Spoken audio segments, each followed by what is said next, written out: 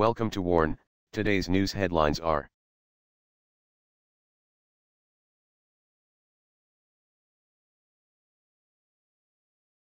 Indian Navy outgunned as China launches its biggest destroyer.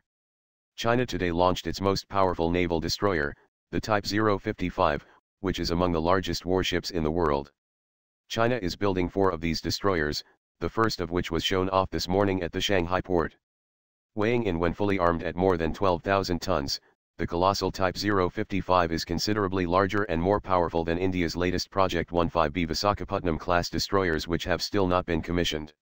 India's latest destroyers will displace close to 8,200 tons when completely armed and are designed to carry a mix of nearly 50 surface-to-air, anti-ship and land attack missiles. In contrast, China's giant cruiser will combine nearly 120 missiles, making it one of the most heavily armed ships in the world. Powerful phased array radars will help it focus on targets at sea, on land, and in the air. The giant new warship is the most sophisticated design put to sea by China, which has commissioned a host of new, advanced warships at a remarkable pace over the last 5 years. According to PLA Real Talk, an open-source online platform which discusses Chinese military developments, the 055 is expected to field a substantially more modern and more capable command and control and battle management system. Since March 2014, China has commissioned 5 Type 52D destroyers thought to be similar in capability to India's Visakhapatnam-class warships mentioned above. Worryingly for India, which has planned 7 of these warships, China plans a fleet of at least 18 ships of this class. Earlier this year, China launched its first indigenous aircraft carrier, construction of which started in November 2013.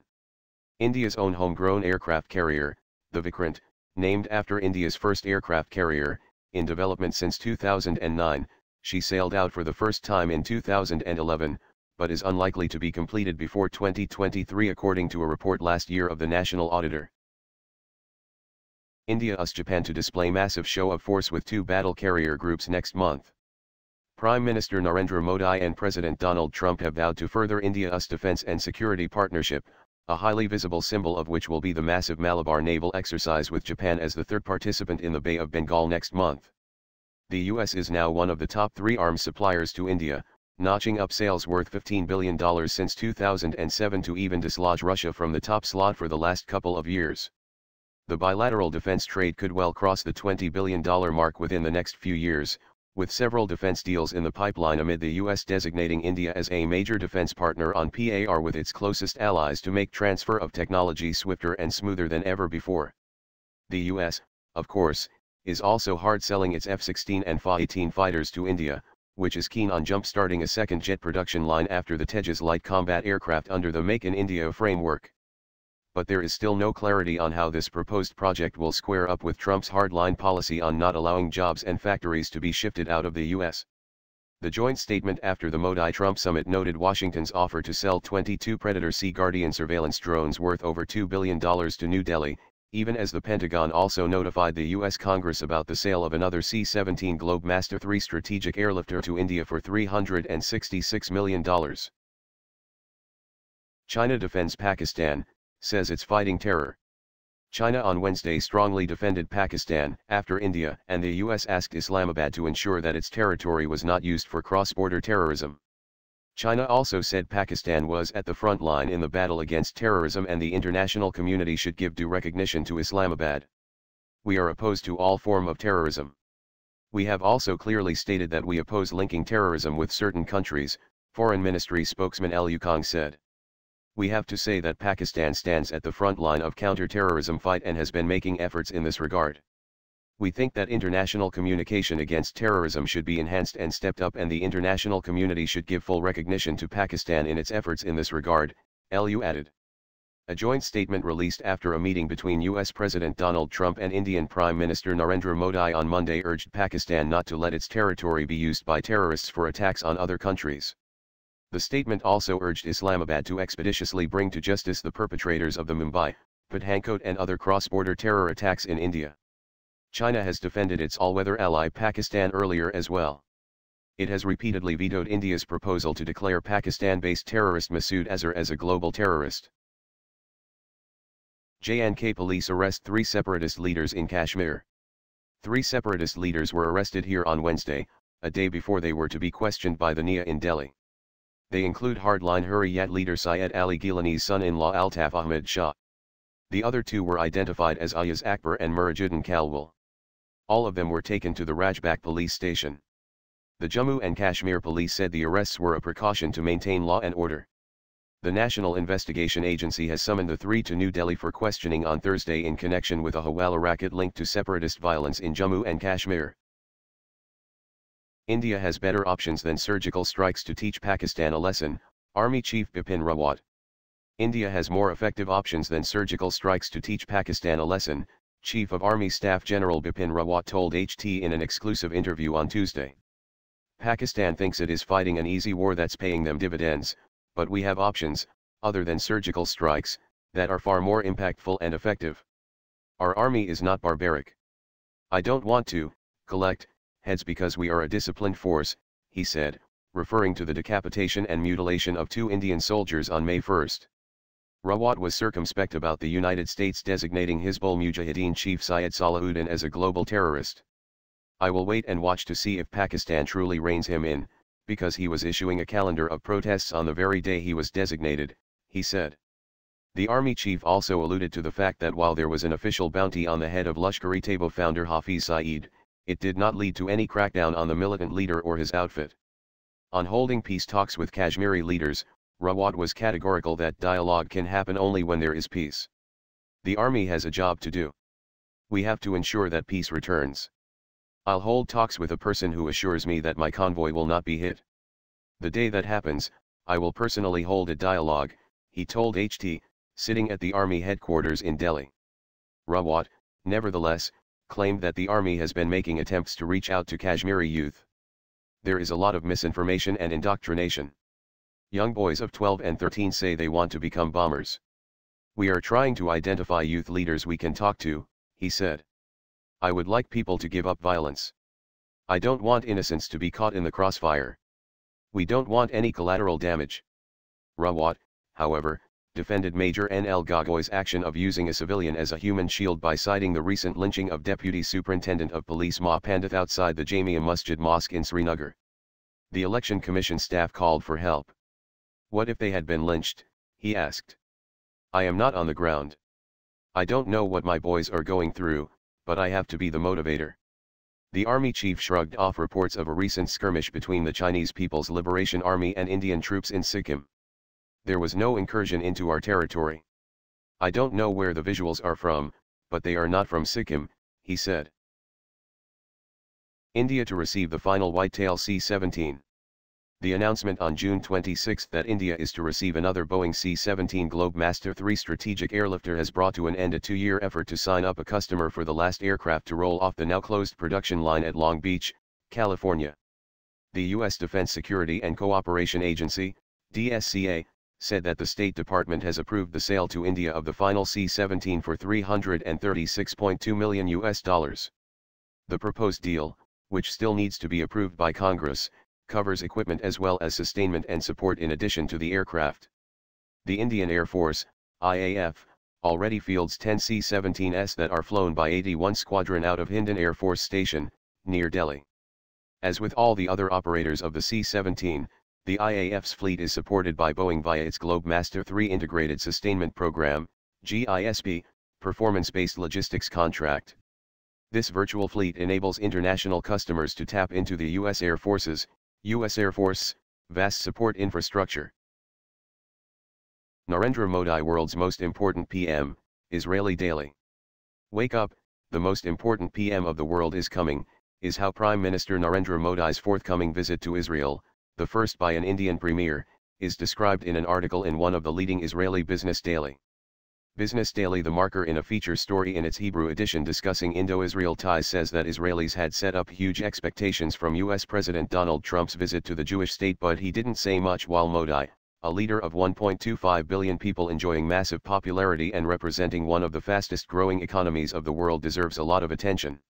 Other local newspapers and news portals have also given a lot of attention to the much publicized 3-day trip of Modi, with the Jerusalem Post even creating a separate link, Modi's visit, where it has put up stories related to India. Highlights. Wake up, the most important PM of the world is coming, is how Modi's forthcoming visit to Israel is described in an article. The Jerusalem Post has created a separate link, Modi's visit, where it has put up stories related to India. Modi's 3-day visit starting July 4 is aimed at commemorating 25 years of diplomatic ties between India and Israel. LCA-Tejas all set for gun trials soon. A few days back, one of the LCA-Tejas aircraft took flight after being grounded for nearly 6 months. Aircraft in question is LCA-Tejas LSP-7, KH-2017. LSP-7 since early this year has been going through integration of all-important GSH-23 twin-barreled 23mm autocannon developed by the Soviet Union, manufactured in India by Ordnance Factories Board. GSH-23 autocannon gun flight firing trials, which will start soon, is an important part of certification which is needed for grant of final operation clearance, FOC. Double-barreled aircraft gun had cleared all ground-based weapons trials on board LCA-Tejas PV-3 aircraft nearly 2 years back. But final integration and clearance of GSH-23 autocannon gun were kept pending to be included in the last leg of weapons trials, which are likely to be carried out in next few days. LCA-Tejas already has fired Derby Bram recently and has to clear GSH-23 autocannon gun flight firing trials and Python V close combat air-to-air missile trials before all weapons trials of LCA-Tejas can be declared complete. Industrial sources close to IDRO.RG also confirmed that LSP-7 also has cleared ground-based GSH-23 autocannon gun firing trials, and flight-based gun trials will be demonstrated in next few days. How U.S. new short-range missile systems may provoke new arms race. Using Russia's military modernization as a pretext to increase the U.S. military budget, the Pentagon is boosting its short-range Army tactical missile systems, ATACMS, capabilities. Sputnik contributor Andrei Kotz noted that once deployed in Eastern Europe, these weapons may pose a serious challenge to Russian military infrastructure. When it comes to capability, there is no doubt that Russia is developing their capabilities both in conventional and nuclear components, the NATO official told the Politico event, admitting, however, that when it comes to intent, we cannot clearly say that Russia has aggressive intents against NATO. The LRPF will replace the Army Tactical Missile System, ATACMS, capability, which is impacted by the age of the ATACMS inventory and the cluster munition policy that removes all M39 and M39A1 ATACMS from the inventory after 2018, the website reads, adding that the new missiles would be able to reach targets at distances of more than 300 kilometers, 186 miles. Saab snags $120 million Swiss contract for its next-gen anti-tank weapon system. Switzerland has become the latest customer for the Anglo-Swedish developed next-generation light anti-tank weapon in a deal announced by Saab on Wednesday. The deal, valued at 1.035 billion krona, US $120 million, will see the weapon and associated training gear delivered between 2018 and 2021. There is also a wider framework agreement between Saab and Armiswiss, the Swiss Defense Procurement Office, allowing further purchases up to 2030. The contract could see Saab opt to move production of the weapon from the current assembly site operated by Thales UK in Northern Ireland, according to the Swedish executive responsible for the program. The shoulder-launched weapon was developed by Saab and produced by Thales UK in a joint program to re-equip the British and Swedish armies starting 2009 with a new short-range weapon able to destroy main battle tanks. Gorgon Johansson, the head of Saab's Dynamics business area, said though, that no decision had been made on whether the Swiss weapons would be assembled by Thales UK's factory just outside Belfast, Northern Ireland.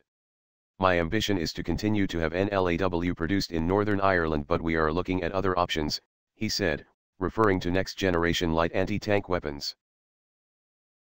Ellen Lord, Textron System CEO, nominated for Undersecretary of AT&L. The White House announced Tuesday its intent to nominate Ellen Lord, the CEO of Textron Systems, as the Undersecretary of Defense for Acquisition, Technology, and Logistics. The nomination, once formally made, will fill a major gap in Secretary of Defense Jim Mattis' acquisition team. Both the Undersecretary and Deputy roles have been vacant of political appointees since the inauguration. During that time, Lord has also been a vocal critic of the current foreign military sales system, saying that the time frame needed to clear equipment sales is forcing allies to turn to competitors such as China, particularly when it comes to unmanned systems. There are several notable wrinkles to Lord's nomination, however. The first is that the office of AT&L is set to devolve into 2 new entities come February 1. The first, the Undersecretary of Research and Engineering, would focus primarily on developing new concepts and technology, while the Undersecretary of Acquisition and Sustainment would focus on keeping current acquisition programs on track. The intention of Congress was that the AT&L Undersecretary would take the R&E role, but details of that position are still being filled out inside the Pentagon. Russian military harassed US flagged merchant ship in the Baltic ahead of exercises. The Russian military has been accused of harassing a U.S. flagged cargo ship carrying equipment for an annual military exercise in the Baltic region that wrapped up Friday. At least one Russian naval vessel and helicopters harassed the M/V Green Ridge in late May as it was bound for a port in Lithuania, an encounter the ship's master characterized as intense and threatening, per an internal report on the incident obtained by Defense News. The incident is reminiscent of multiple recent encounters between US and NATO forces and the Russian military in that region, which has become increasingly unstable since Russia's incursion into the Crimea in 2014. But experts warn that the harassment of unarmed U.S. shipping carrying military equipment highlights a potential vulnerability in the ability of the U.S. to move heavy equipment to the region. In a statement, U.S. Transportation Command said it is aware of the incident and acknowledged the ship was carrying equipment for Exercise Sabre Strike 2017, which involves U.S. and NATO troops. British Navy's aircraft carrier set sail for first sea trials. Nearly 20 years after the British government first decided to build two large aircraft carriers to revive the Royal Navy's global air strike capability, the first of those warships, HMS Queen Elizabeth, has left the dock at Rosyth, Scotland, to start sea trials. The 70,000-ton carrier slowly emerged from the dock today, where the B Systems-led aircraft carrier alliance has assembled the warship from modules built by shipyards around Britain in a program set to cost around £6.2 billion, US $7.8 billion, by the time the second carrier, HMS Prince of Wales, is completed in 2019. The Queen Elizabeth squeezed out of the dock with just 14 inches clearance either side to start initial trials in the North Sea. The contractor trials are expected to last for around 11 weeks before the carrier heads for the naval base at Portsmouth, which will be her home for the next 50 years or so.